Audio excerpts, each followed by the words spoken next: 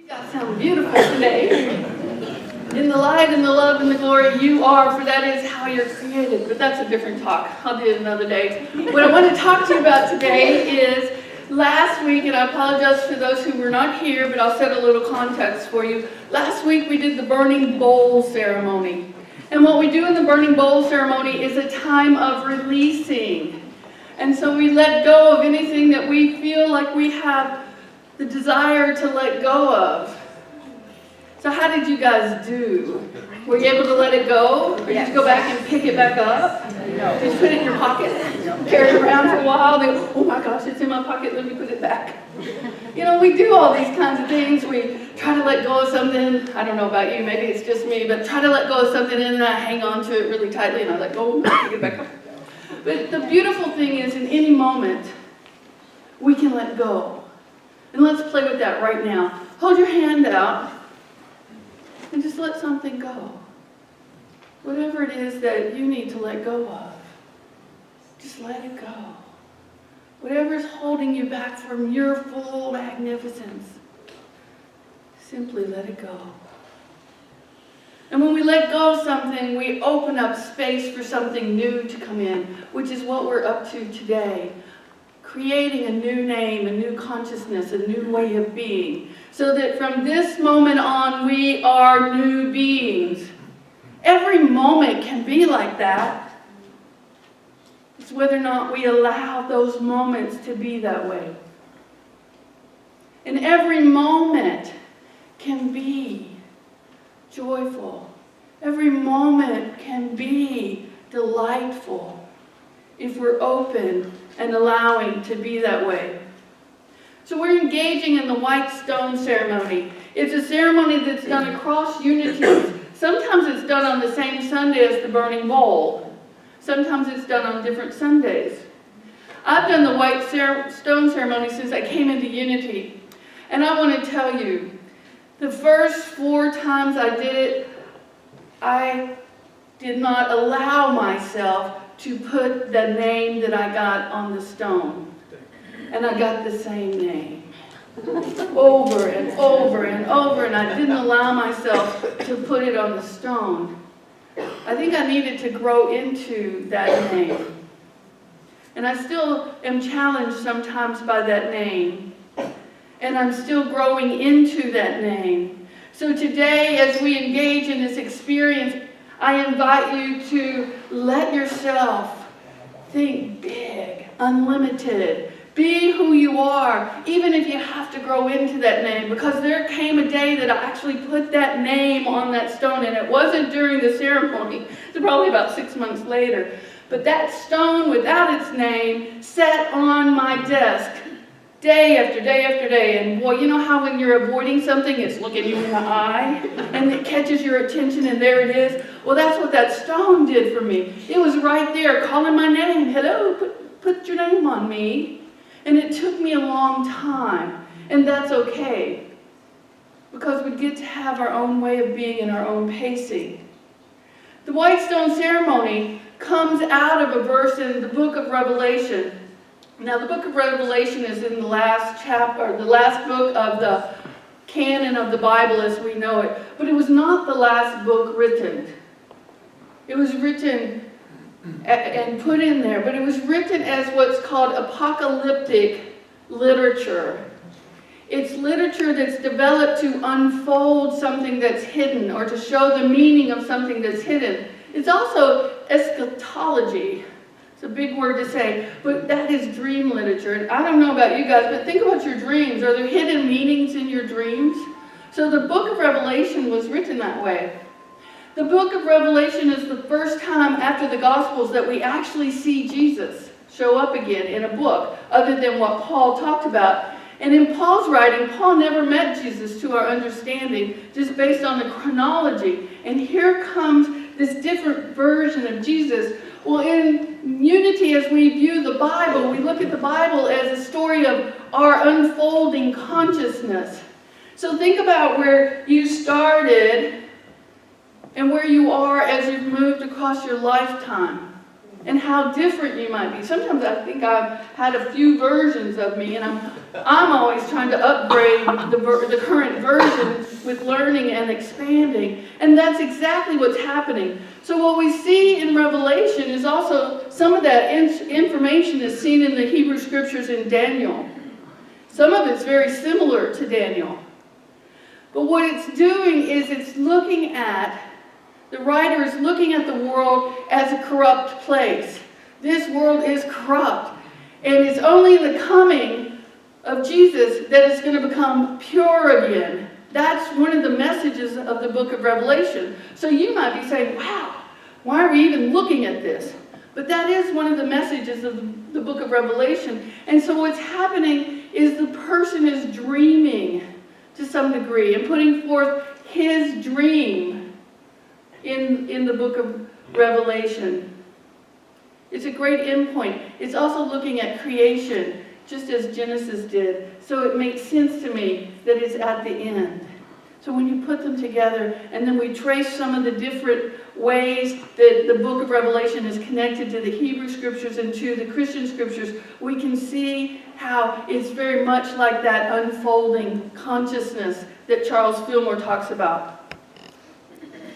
This is what the white stone ceremony is based on. Let the person who is able to hear, to listen to, and to follow what Spirit proclaims to all the churches. So let me try that again. I didn't do that very well. Let the person who is able to hear, listen to, and follow what the Spirit proclaims to all the churches.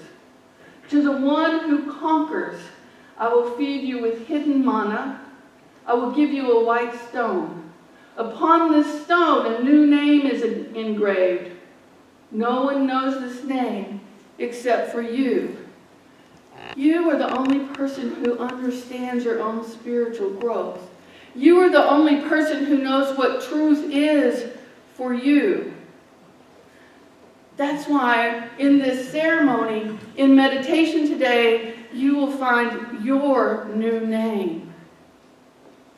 This verse tells us that when we conquer our thoughts, that we will be fed with hidden manna, that we have a stone to carry with us. And I'll explain all this in just a moment, and then we'll have a new name. These are the three promises of when we do our work. What this means is that to the one who conquers, I will feed you with hidden manna and give you a white stone. Conquering in this case metaphysically means that we are able to control our thoughts and move our thoughts into alignment with that which created us, divine mind, spirit, source energy, whatever works for you. But moving our mind in, and I don't know about you, but I have a monkey mind, and it will say all kinds of things. And I want to give you a little bit more background to this verse. This verse was written to the church in Pergamum. When this verse was written, Pergamum was an influential city, but the church was really struggling. There were two basic factions in the church. One faction wanted to worship and honor Balaam. Now I'm going to take you back to Numbers, back to the Hebrew Scripture.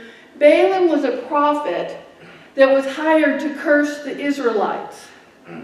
But there was a group of people who wanted to worship and to teach Balaam's ideology and philosophy. And then on the other hand, there were people in this church who wanted to follow the teachings of Jesus, known as the Way. So you know what happens when people have opposing opinions. Yeah, sometimes there's conflict. And that was what was going on. In Revelation, conflict was going on in the 7 of the new churches that had been established. And so 7 of the churches received letters, but this is the one that was received by Pergamum. Balaam, metaphysically, means to follow our contentious self, to follow our sense consciousness. The Israelites, who Balaam was hired to curse, is about our illumined thinking. So our sense consciousness is in conflict with our illumined thinking. Do you ever have that experience? Oh, yeah. Yeah. Oftentimes when we start talking about oneness, people are like, oh my goodness, I couldn't really honor oneness. I'm afraid of that lightning bolt. Well, I grew up in the Baptist church, and I was a little bit afraid of that lightning bolt for quite a bit of time until I relaxed one day. I'm like, wow, that's not coming. But that came out of studying and learning. I want to break this down a little bit for you. So when we bring our thoughts into alignment with divine mind, we have hidden manna. I'm going to take us back to the Hebrew scriptures. When Moses led the Israelites out of bondage in Egypt, about 1 month and 15 days into that, the people started complaining. They were tired of the food that they were eating. They were tired of sleeping on the ground and sleeping in tents. They were tired of things, so they're complaining. And Moses went into what I would think of as meditation, and God, and Moses' name for God was I am that I am, said, I will provide. Every morning, tell your people to go out and pick up the manna that is on the ground. But tell them only to pick up that manna for 1 day, except on the 6th day, and pick up enough for 2 days. I will take care of you. I will feed you. I will nourish you. I will nourish the people. But you have to do what I've asked you to do. So you can imagine what happened. Some people picked up the manna. Now, manna looked like little white coriander seeds, and they were instructed to get 2 quarts of it, but to not take any more than 2 quarts. And some people did that. And other people took far more than 2 quarts because they were afraid. They were afraid that they would not be taken care of and nourished. They were afraid that the next day that manna would not come back down and be there for them. And when they went the next day to see what their manna looked like, it was moldy and wormy. So you can read about this in Numbers, in the book of Exodus. So how often do you hear that there is only one presence and one power? How often do you speak that there is only one presence and one power and live differently? Sadly, I do it more than I want to admit, but the truth is I do it. I use my words to say there is only one presence, and then I don't live that way. I live in fear. And so then when I live in fear, I go and I collect more manna than I was told to collect. And then I find life is a little bit moldy and wormy. I'm scared. We're scared as human beings oftentimes. And we're human beings who are learning to live into our divinity as fully as we possibly can. The white stone. In the Roman Empire, and Rome was in charge of Pergamum at this time. It's what would currently be Turkey. It was the area of Asia Minor at the time. Rome was in charge. So when a person was born, they were given a white stone. And they were to carry it with them everywhere they go. So that if somebody asked them or called them out, they could produce their white stone. And in one way, it's a way of saying, I belong here. But in another way, it's so that the Roman army and the empire would protect them. So it is a statement of freedom, and it's a statement of protection. And when an individual broke the law and was put into prison, their white stone was taken away from them. It was put away. But when they came out, their white stone was given back to them. And it was a way of saying, even though I've been in prison, I am free again. What imprisons you? Where have you limited your divinity in such a way that you're not living full out aliveness? Where have I limited my divinity? And I could give you a long list of it. But the point isn't that I have a long list. The point is there is a way that I can release that and have a new name. And that is what this ceremony is about. When we look at Moses' name means to draw something out. So names are very important in the Bible. They look at our character. Moses means to draw something out. And Moses took the people out of Egypt, out of bondage, into looking for the promised land. It took some time, and Aaron was actually the one who took them in, but Moses was the one who pulled them out. You may remember the story of Jacob and Esau. Jacob's name means supplanter, and Jacob stole Esau's birthright. And then he had many experiences in consciousness, and at some point, Jacob said, I want a new name. And the new name that he chose means to be striving for God. And that's what he did. He changed his name to Israel. We have Abram to Abraham, and Sarai to Sarah. And we have Saul, which means personal will, to Paul, which means enlightened will. Can you see the pattern? When we get a new name, we're living in a new consciousness. We're living the promise that this truth from Revelation gives us.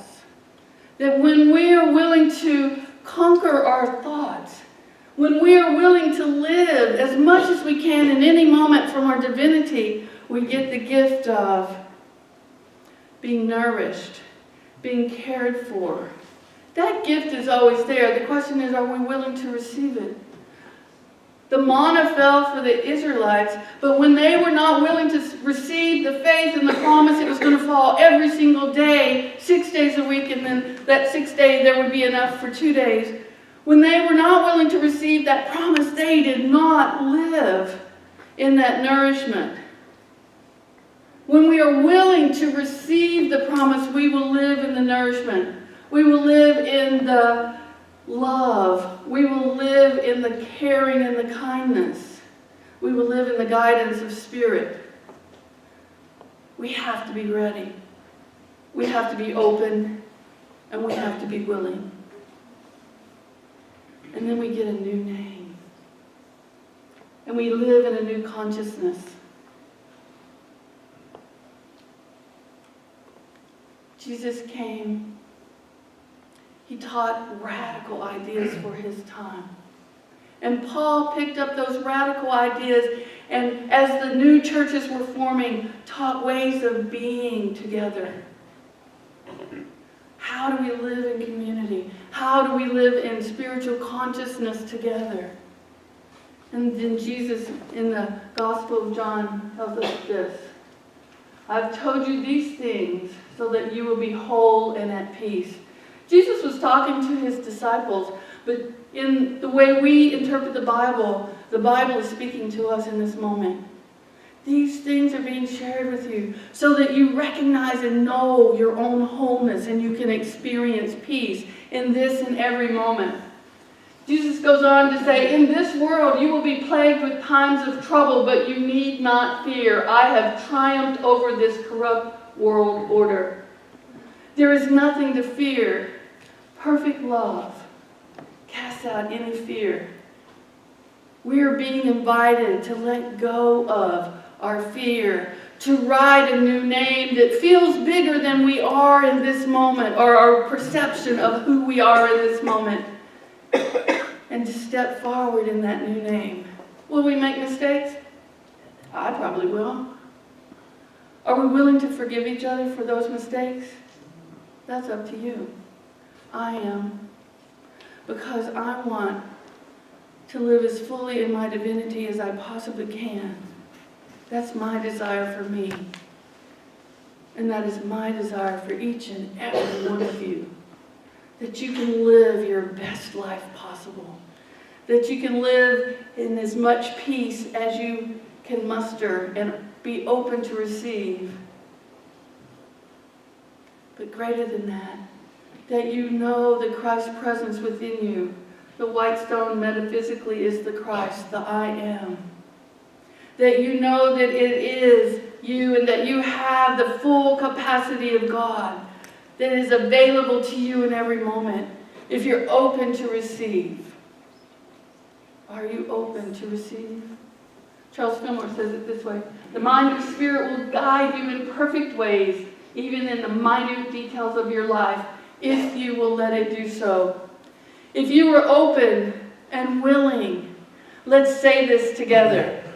The mind of the Spirit will guide you in perfect ways, even in the minute details of your life, if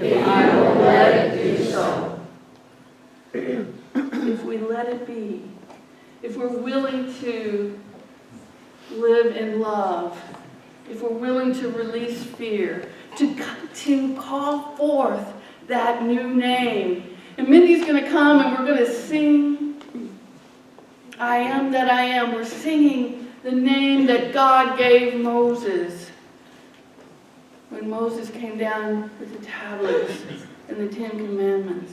That's who we are. For we are as God created us. That I am, that Christ presence. And we are being invited to live as fully and completely in that. And when we do, we will know our wholeness and we will know peace. So as we get ready to sing, I invite you to take your stone in your hand. And if you don't have a stone, we've got the welcome team ready. All you have to do is raise your hand. We have found that pencil is the most permanent thing on these stones. They're porous and they absorb that carbon. We've tried Sharpies, but the Sharpie fades. So you have a pencil. These stones are from Hebron in Israel. They're from that place where Jacob was on his way to when he had the dream about the ladder and the angels. And he got to and wrestled for his new name. It's a very sacred stone, and I invite you to keep it in a place that will remind you in a very holy way, whether it's through affirmation or irritation, but remind you in a very holy way of your calling as an individual. Your name may be leader, it may be teacher, it may be steward, it may be servant, it may be harmonizer, it could be anything. But you will know because you are getting ready to open your ears to hear. So let's affirm I am that I am has sent us to this now moment in song.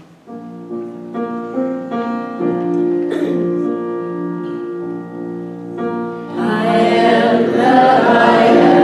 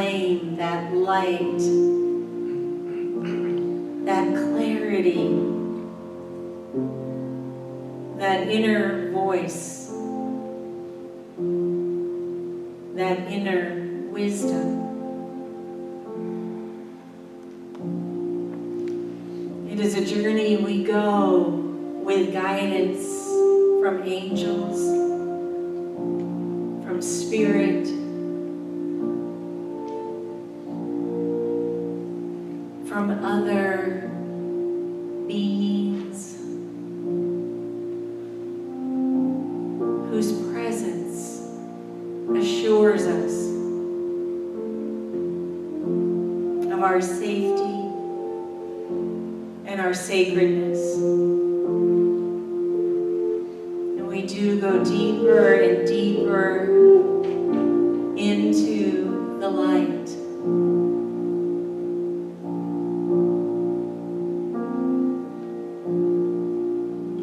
A white light that is pure and clean.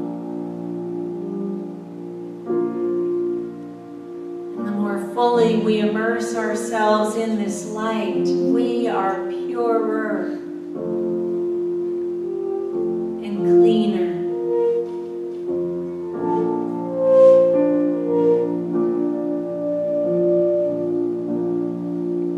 Ideas and thoughts that were burdens are so far behind. It is here that we are ready and that we are free. The light permeating our soul.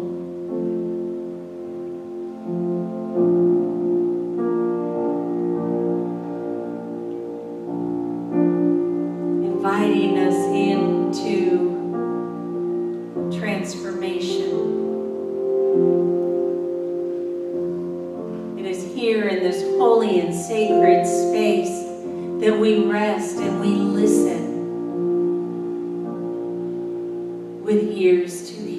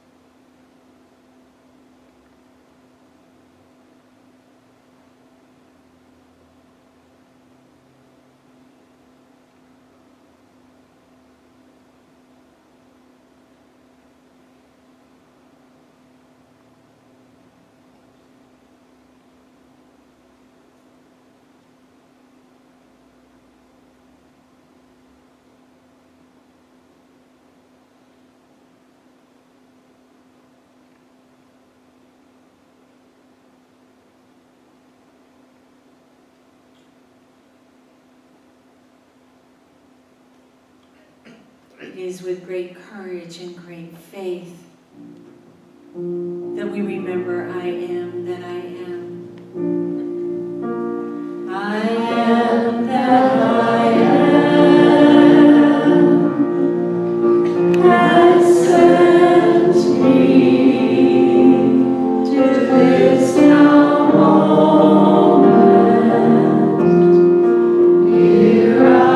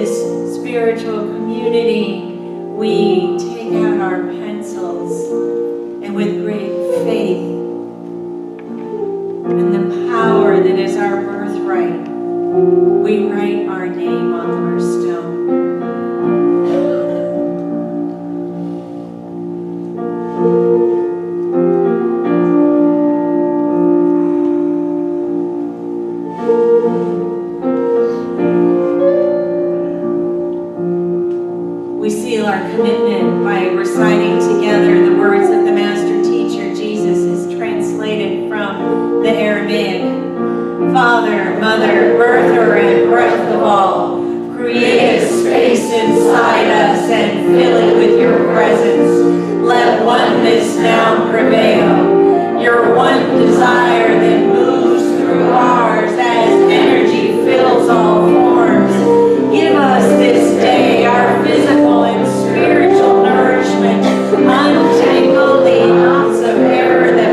with us as we release others. Don't